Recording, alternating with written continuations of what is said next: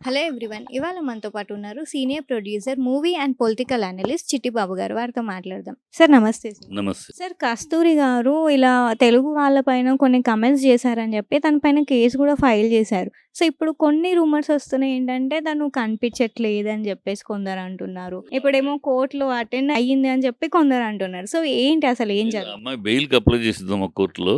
Bail reject చేశారు. Anticipatory bail court ఇవ్వల. Reject చేశారు. కనుక ఇవ్వలేదు కనుక అరెస్ట్ చేస్తారు. అందుకని ఎక్కడో దాక్కుని తిరుగుతా ఉంటది. అమ్మాయి నోటి దూల తప్పితే నీకేం తెలుసని, ఏం చరిత్ర తెలుసు నీకు? తెలుగోళ్ళు అక్కడ రాణిగారింట్లో దాసీలుగా వచ్చారు. అక్కడి నుంచి తెలుగోళ్ళు తెలుగు చరిత్ర ఏం తెలుసు నీకు?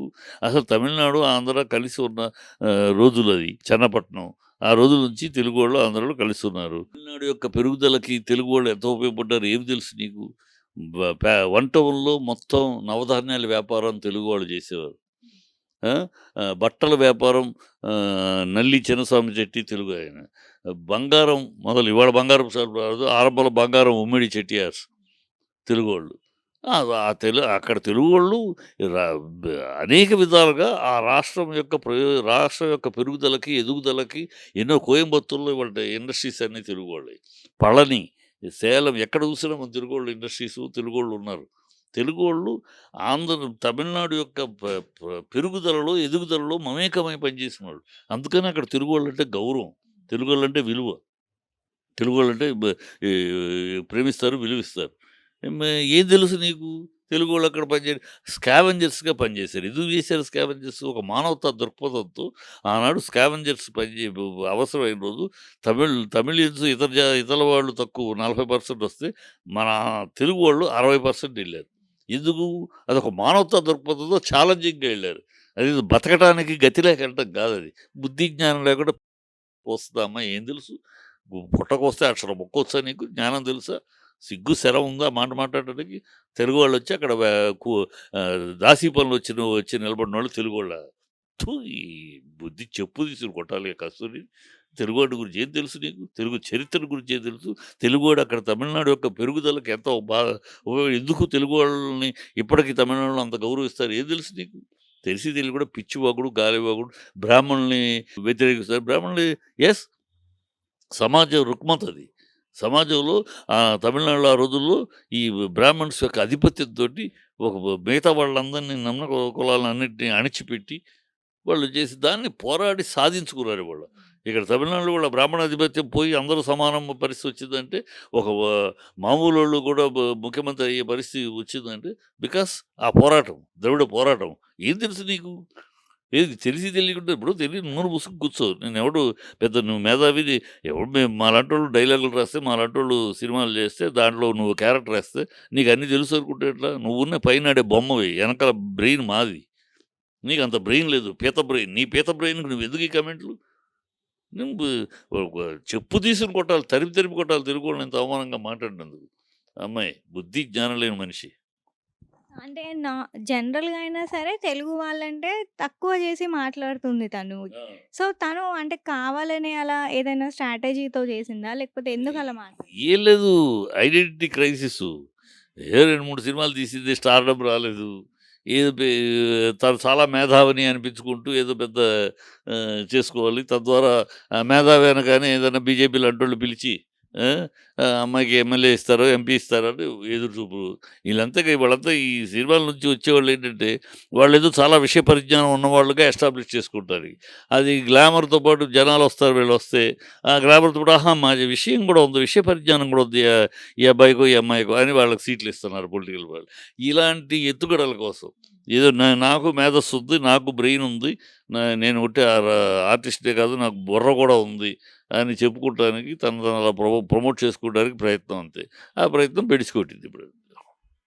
సో, అంటే తను తన ఉద్దేశపూర్వకంగానే అలా మాట్లాడిందనుకోవచ్చా? లేకపోతే తన వెనకాల ఎవరైనా ఉన్నారా? ఎనకాల ఎవరుంటారమ్మా ఇలాంటివి చెప్పడానికి ఎదవలు ఉండరు.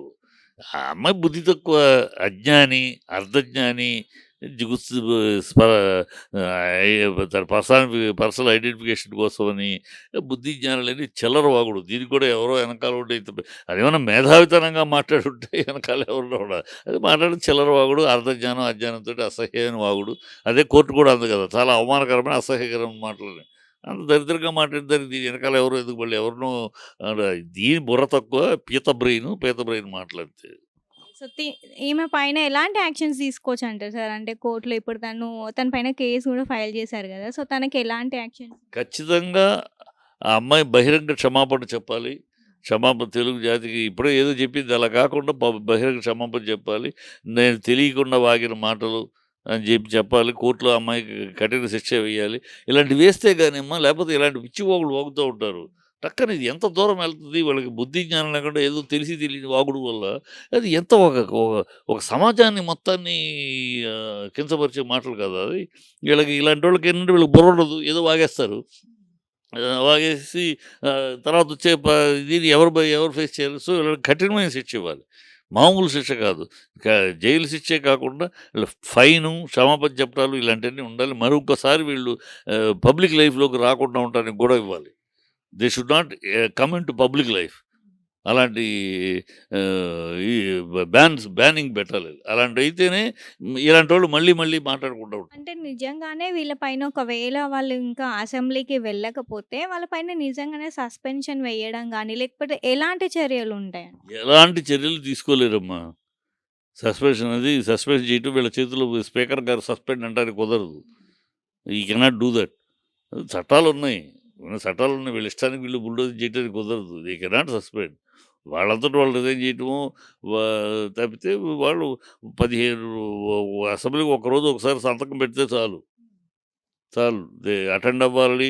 ఖచ్చితంగా కూర్చోవాలి. 6 గంటలు కూర్చోవాలి. అప్పుడే మెంబర్‌షిప్ అదేమీ లేదు. ఆ చట్టం ఎక్కడా లేదు. వీళ్ళేమైనా కొత్త చట్టం తీసుకొస్తే తీసుకోరు. సస్పెండ్ చేసి చేయని. అది కూడా అన్నాడుగా ఆయన చేయని. We are not bothered. వాళ్ళేమి సస్పెండ్ చేయడానికి భయపడట్లేదు. అయ్యయ్యయ్యో! మా మా అనట్లేదు. యెస్, సస్పెండ్ చేస్తారా చేసుకోండి. మాకు ఊడిందేం లేదు. ప్రజలతోటి మాట్లాడుతూ ఉంటాం. 3 రోజులకోసారి నేను వచ్చి మాట్లాడతాను. మొన్న మాట్లాడాడు. నిన్న మిగతా వాళ్ళు మాట్లాడారు. మళ్ళీ రేపు ఆయనొచ్చి మాట్లాడతాడు. సో, అసెంబ్లీలో ఏం మాట్లాడాలో, మీరు మాట్లాడిన దాన్ని ఏమి కౌంటర్ ఇవ్వాలో అది ఇక్కడ ఇస్తాడు ప్రజల ముందు. ఇవాళ సోషల్ మీడియా ఉంది. మొత్తం మాట్లాడింది ప్రజల్లోకి అసెంబ్లీలో మాట్లాడితే ఎంతొస్తదో ఇది అంతే ఎళ్తది కదా! అదేం బాధ లేదు. సో, తను రీసెంట్‌గా ఒక మాక్ అసెంబ్లీ గూడా వాళ్ళు కండక్ట్ చేశారు గదా! సో, దానిపైన ఎలా మీ అభిప్రాయం? అదేనమ్మా. అభిప్రాయం ఏముంది దీంట్లో? ఈ అసెంబ్లీ అనేది ఒక దుర్మార్గ రాక్షస క్రీడగా తయారవబోతుంది. అందుకు రాక్షస క్రీడగా రాక్షసానందం పొందటానికి, సునకానందం పొందటానికి వాళ్ళు డిజైన్ చేసుకున్నారు. అది అర్థమయ్యింది. కనుక మనం వెళ్ళొద్దనుకున్నారు, వెళ్ళట్లేదు.